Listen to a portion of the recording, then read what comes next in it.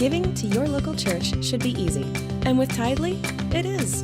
Just download the app and securely register your credit or debit card. You're done. Now you can give during church services or anywhere else. Use Tithely to give a one-time gift or set up recurring donations. It's that simple. It's fast, secure, and easy to use. Tithely, the simplest way to give to your local church.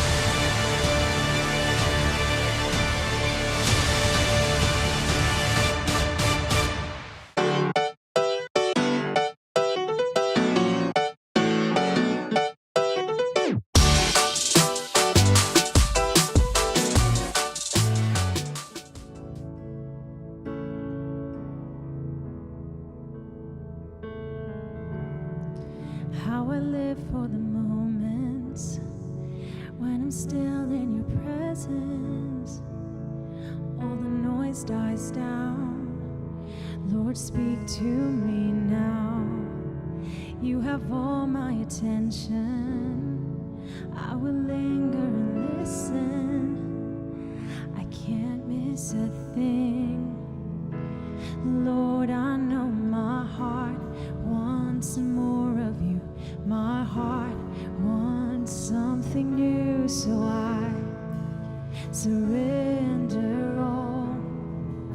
'Cause all I want is to live within your love, be undone by who you are.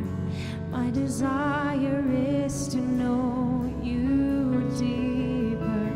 Lord, I will open up again, throw my fears into the wind. I am desperate for a touch of heaven. Oh, oh, oh, oh.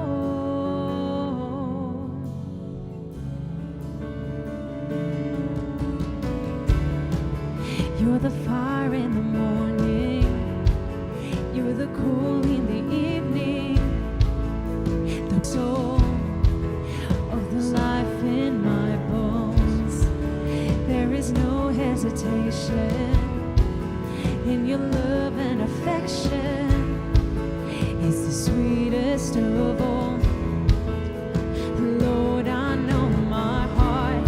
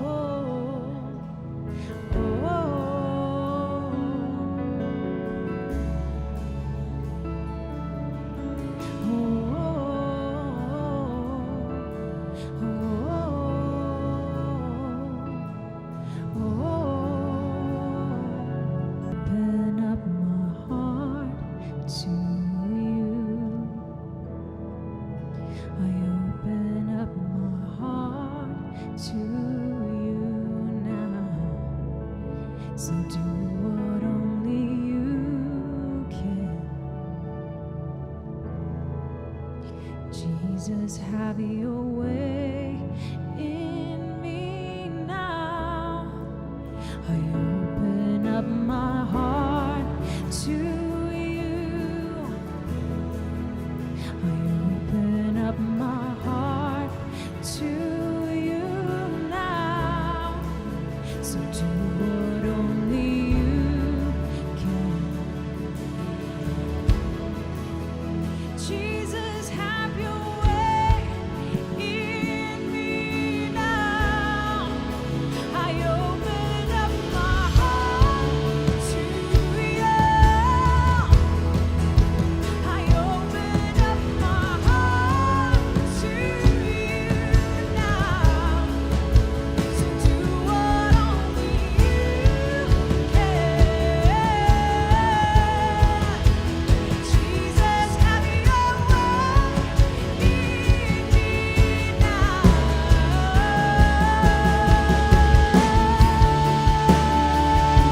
Oh, have your way. Oh, have your way. Oh, have your way in me. Jesus, have your way in me. Oh, have your way. Oh, have your way in me. Lord, have your way.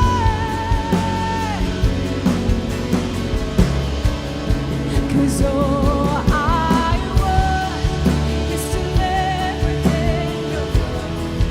Be undone by who you are.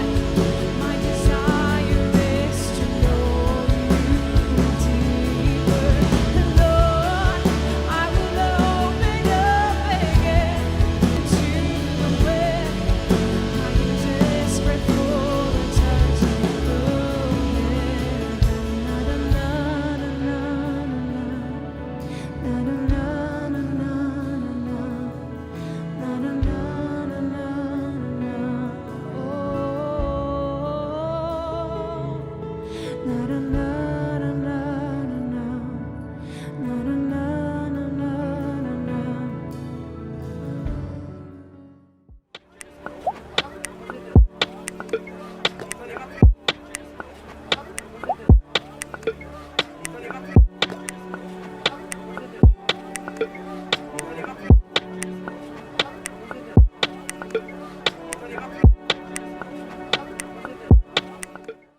Together, we are creating a new future for the Valley because of your generosity. Your financial support is being used to produce content and create a loving community that is bringing hope to hurting people during the COVID pandemic and quarantine. Your giving equips New Soul Rebecca with tools to provide access to our services and support for people who can only meet with us by phone. Because you give, the hungry are being fed, and we've launched a winter warmth campaign to protect people in the Valley from the cold this season. With your help, in 2021, we're not slowing down, but ramping up a campaign to expand our digital reach to help and inspire more kids, students, singles, families, and seniors. Your giving is making a difference in the community. 1 Timothy 6:17-19 says, "Don't be full of yourselves and obsessed with money, which is here today and gone tomorrow. Go after God, who piles on all the riches we could ever manage. Do good. Be rich in helping others. Be extravagantly generous. If you do that, you'll build a treasury that will last, gaining life that is truly life." We have quick and easy ways for you to give. Online, newsoulrebecca.com. By text BLESS to 94000. By app, download the Tithely app. Or by mail, New Soul Rebecca, P.O. Box 574, Rebecca, New Mexico 87560. To receive text updates from New Soul Rebecca, text Rebecca to 94000. I hate wearing a mask. I despise it for so many reasons that I won't share right now. So when I found out that wearing masks was starting to be mandated again, it bothered me. Maybe you are different than I am and love wearing masks. Maybe you like wearing them while working out or having conversations with people you love. It seems like mandates are coming back. The global COVID way anytime soon. We've had about 12 weeks here in New Mexico, basically the summer of a return to normal. And it's been amazing. People are back to work, the economy is recovering, hugs are back, fist bumps are back, sports and parties are back. But now we are hearing that the Delta variant of COVID is breaking through among vaccinated people. The hospitalizations of people due to COVID is on the rise. And we're hearing of places around the country requiring vaccines for entry to indoor events. Big box stores and other popular retailers are requiring masks again for everyone in some places. And our governor and other government agencies may limit or put an end to in-person events at some point in the near future if the virus continues to spread. These things can make me feel powerless and like a victim. In response, there is a movement among many churches to take a stand against the government in this moment, to fight for religious freedom, the right to continue meeting without limitation. Many church leaders are pushing to resist any limitations on how we worship and interact with one another. And I understand this sentiment. I do, I get it. I get why churches who are vocal about fighting for their liberty to gather and worship are attractive to people in this moment. The frustration is real. The Apostle Paul, who enters the pages of history as someone who hated the church, he believed that the movement of Jesus was going to ruin his country and his culture. Saul, as he used to be known, saw Jesus and his influence as a threat to his nation. He hated the church and had made it his mission to destroy it. That is critical to understand. And then he had an encounter with Jesus, and Saul became Paul, and he became a follower of Jesus.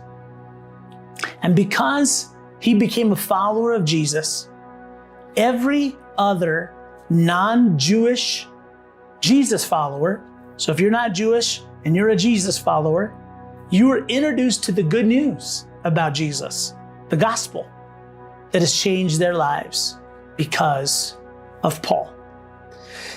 Paul lived 2,000 years ago in a culture that was facing the same tensions that we are facing today.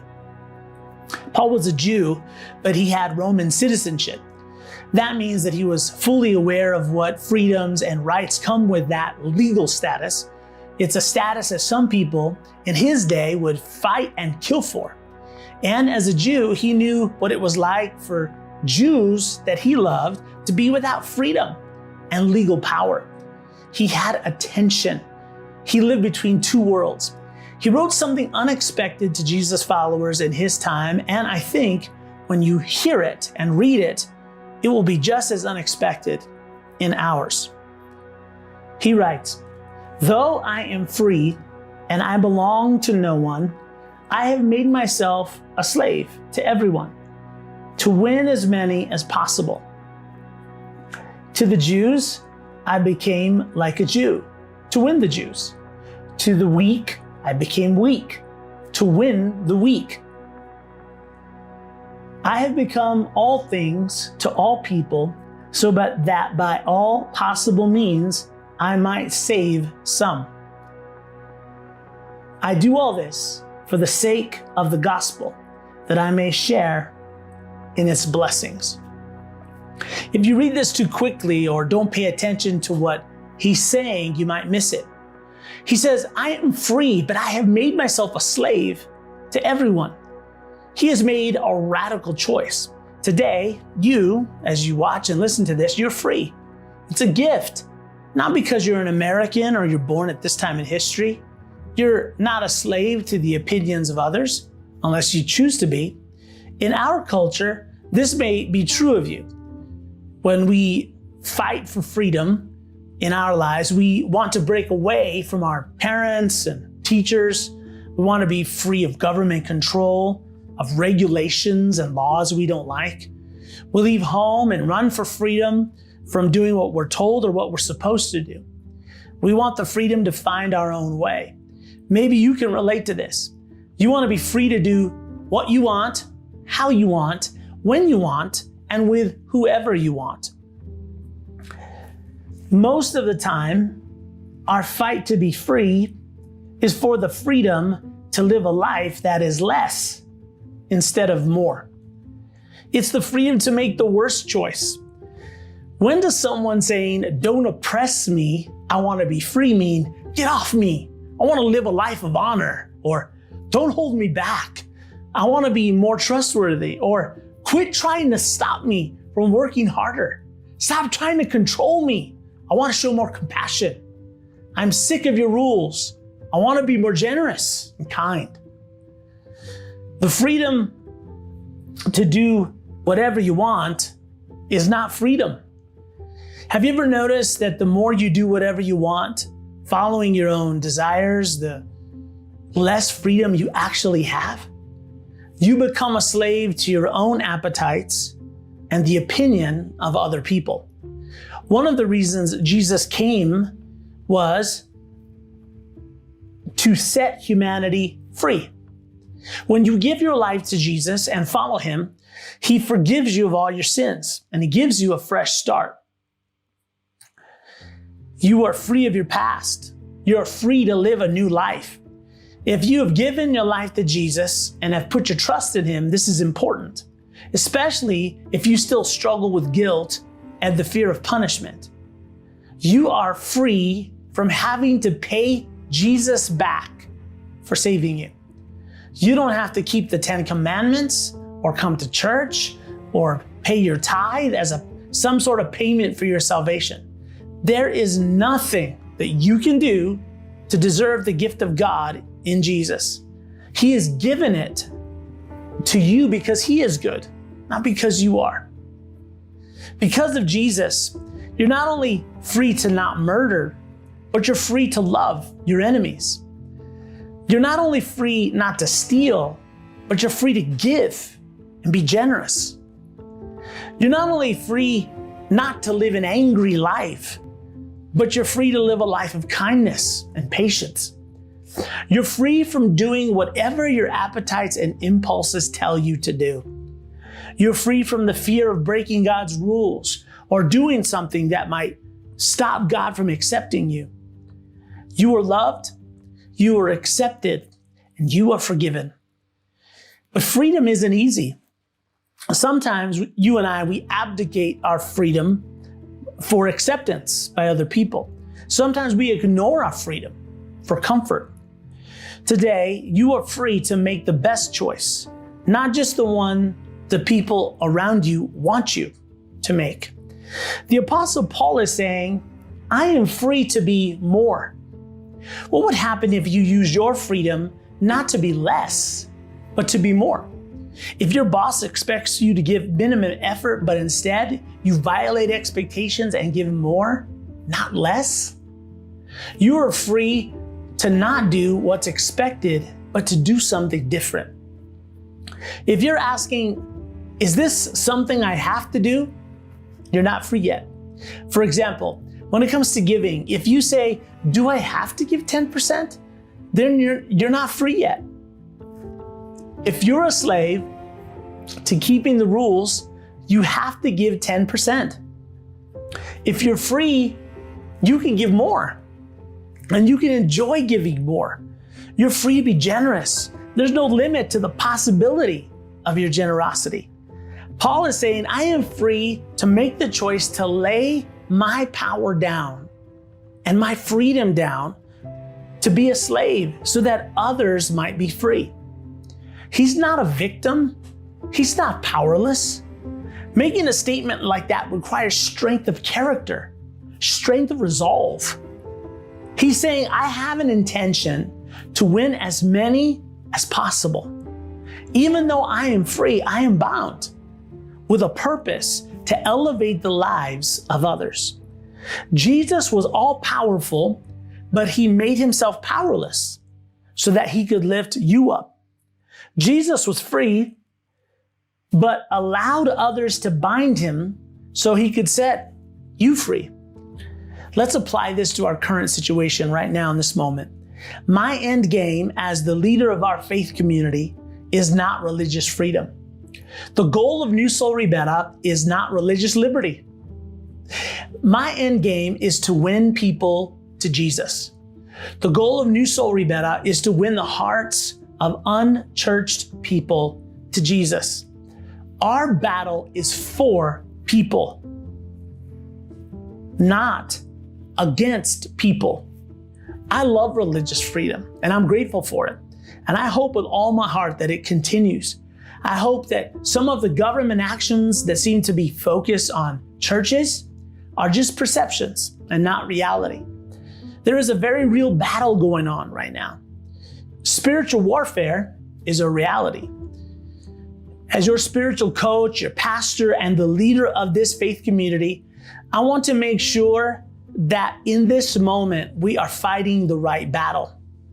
What if we win the fight for religious freedom and lose the minds and hearts of unchurched people who see the church and Christians as people who only care about themselves, who have their own agenda?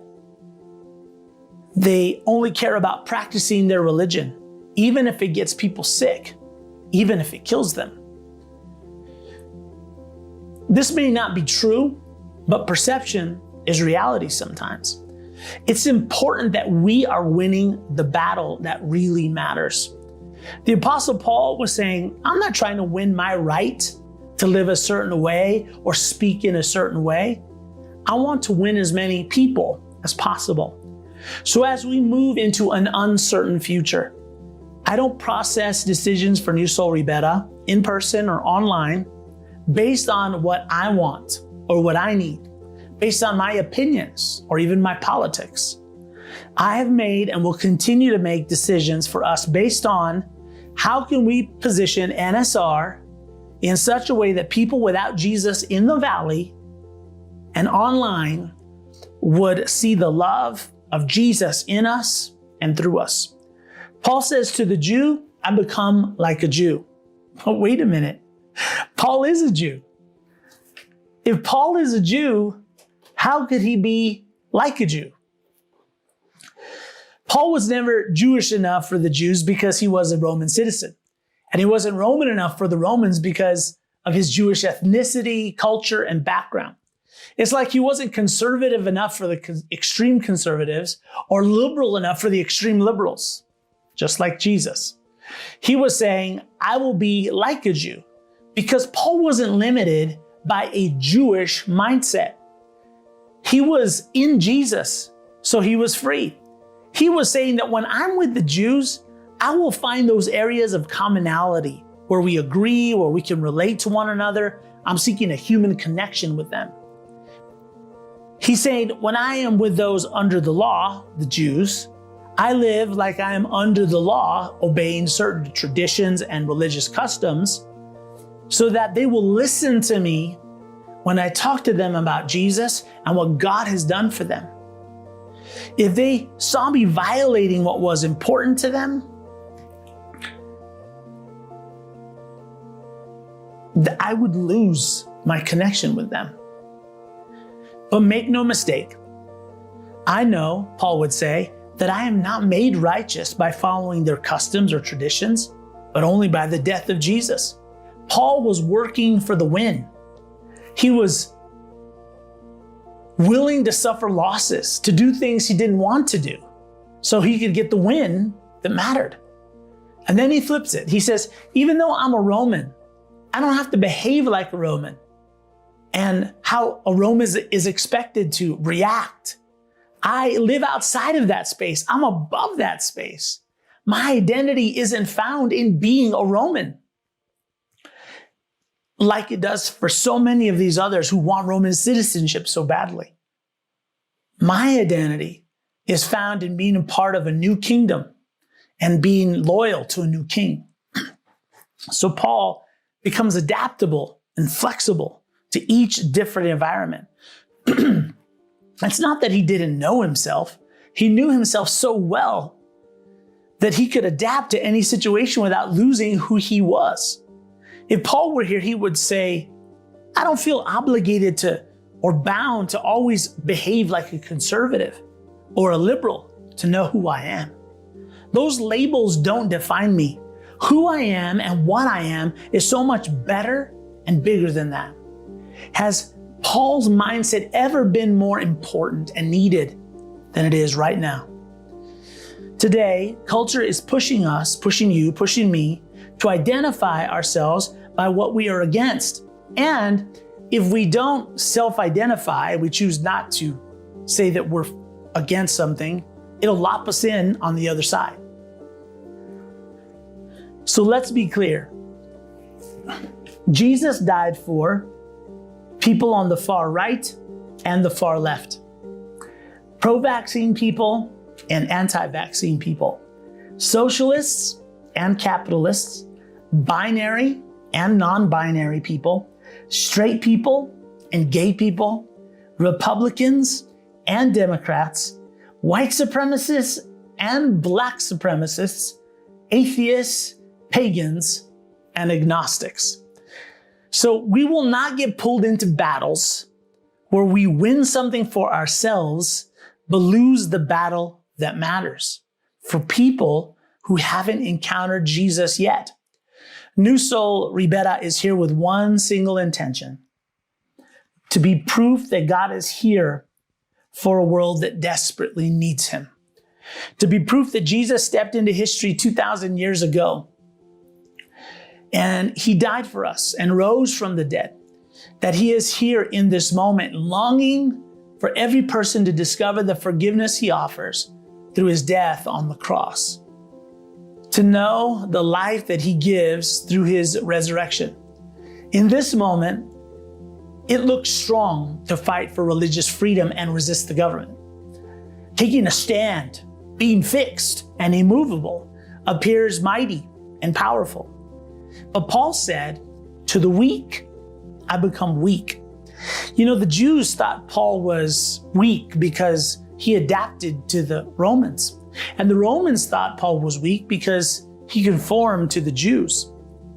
Paul understood that for many people in his culture and at his time, their limited view of reality, the limited view of God and what it means to be human, was a weakness. He could have argued with them, but he wasn't trying to win the argument. He was trying to win the people. He wasn't trying to win anything for himself. What Paul would tell you if he was here is, there is nothing, no law, no regulation, no military, no mandate, no government that can stop the church, the kingdom of God, from moving forward. If we have to limit or change how we gather in the near future, know that we will never stop, never, ever, ever stop being the church. We will never stop sharing the good news. We will never stop doing good to those in need. We will never stop trying to create community for people who feel isolated and alone, trying to connect us together.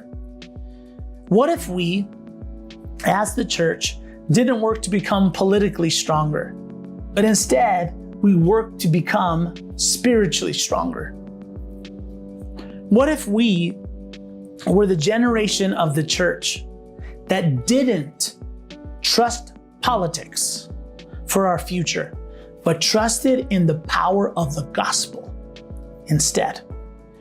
So what if, to be a little conspiratorial for a moment, there actually are people in government or in culture, whether it be journalists or others, who are actively trying to catch churches breaking the law, to highlight them spreading a deadly virus, to show the world that they are against science, to shine the light and make it look like they're encouraging people not to be responsible with their health choices?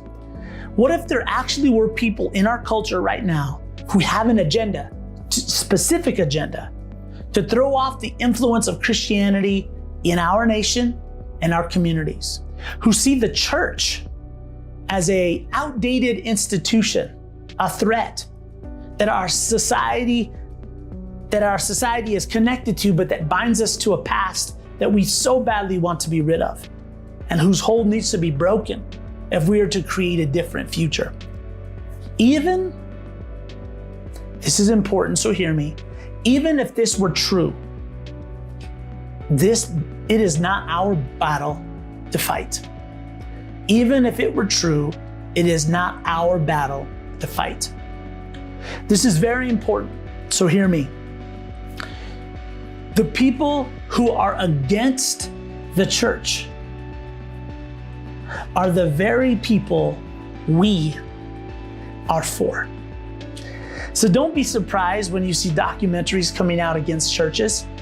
Know that there are pastors who've been faithful to their wives their entire lives.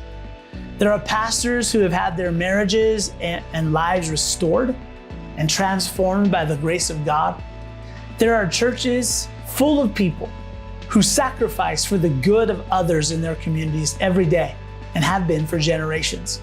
But you won't see many documentaries about that because there's not a story in the good that people seem to be interested in.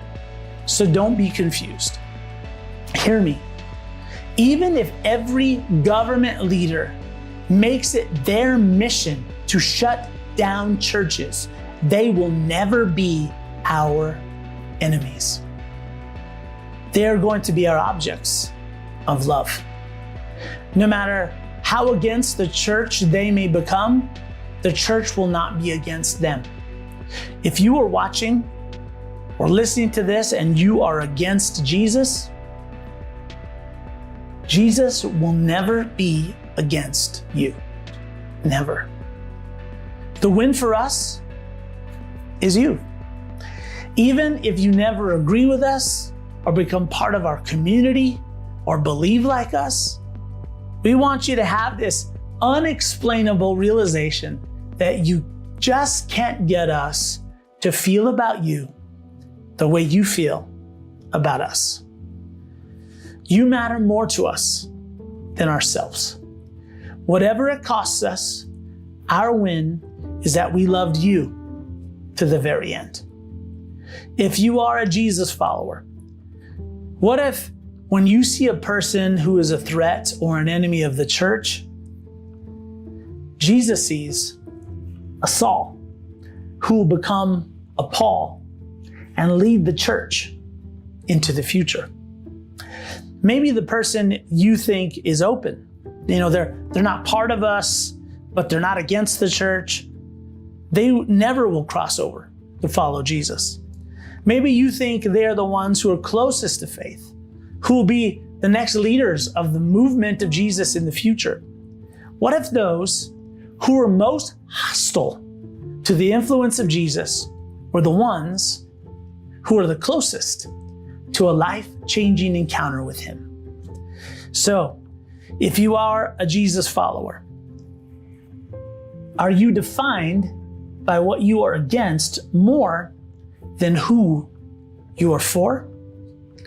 There are so many people around us right in this moment that are living lives of desperation. They're full of fear, of loneliness, and despair. We've had about 600,000 people die of COVID, but about 850,000 have died of drug overdoses in about that same period. Your world, your family, your school, your business, and community needs hope right now. Where will they find it? You might say Jesus, but they can't see Jesus. They can only see you. They can only see me. They can only see us, the church. We're the body of Christ. We're the proof that Jesus is here, right in the middle of this world and this moment right now. As we step into the future, New Soul Ribera will never make choices out of fear. We will make choices out of love instead. The choices we make are because we want the message of Jesus to be heard without obstacle and without barrier. Remember, nothing can stop the love of God from reaching hearts that are ready to receive it. If you've never crossed the line of faith and have never given your life to Jesus, you are why we do what we do. You matter that much to God and to us. Your life is that precious. If you are listening and you know that you want the freedom Jesus gives and his love in your life, just pray this prayer. Jesus, I give you my life. Will you give me your life? Reveal yourself to me. Amen. We'll stop there for today. Don't miss next week. Worthy of every song we could ever sing, worthy of all the praise we could ever bring, and you're worthy of every breath we could ever breathe. We live for you, Jesus.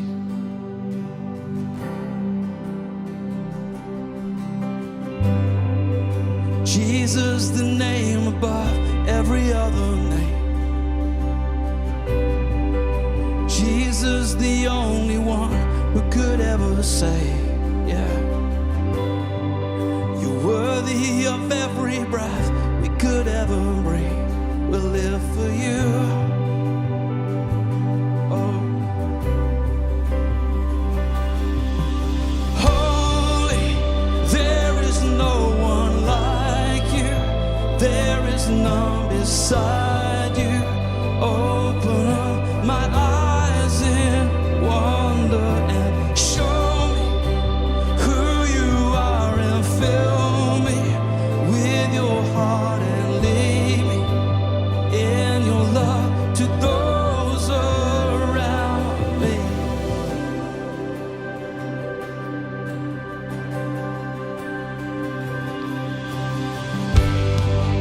Jesus, the name above every other name. There's no other. Jesus, the only one who could ever save, yeah. And you're worthy of every breath we could ever breathe. We live for you, for you. Oh God, we live for you. Holy, there is no one like you. There is none beside you. Open up my eyes in wonder and show me who you are, and fill me with your heart and lead me in your love to those around me. So holy, and there is no one like you. There is none beside you. Open up my eyes in wonder. Would you show me with your heart and lead me in your love to those around me? Jesus, lead us.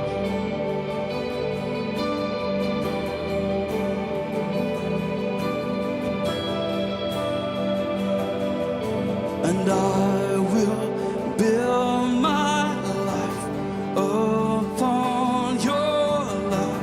It is a firm foundation, and I will put my trust in you, oh Lord, and I will not be shaken.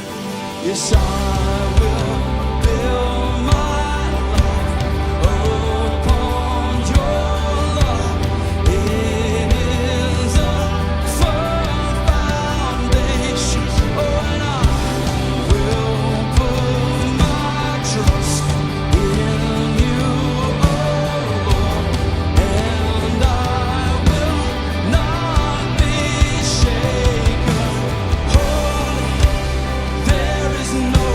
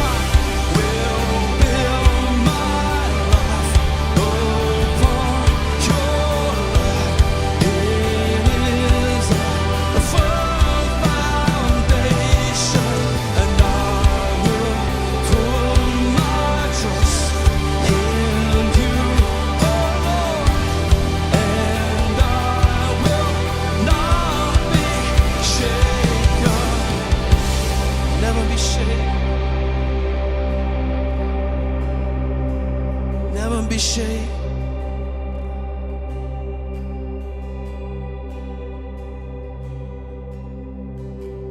Everything that can be shaken will be shaken, but the unshakable will remain. So I will build my life upon your love. It is a firm foundation, and I will put my trust in you, oh Lord, and I will not be shaken. The unshakable will remain. On Christ the solid rock I stand. All of the ground is sinking sand. All the other ground is just sinking sand. On Christ the solid rock I stand. All of the ground is sinking sand. All of the ground is just sinking sand.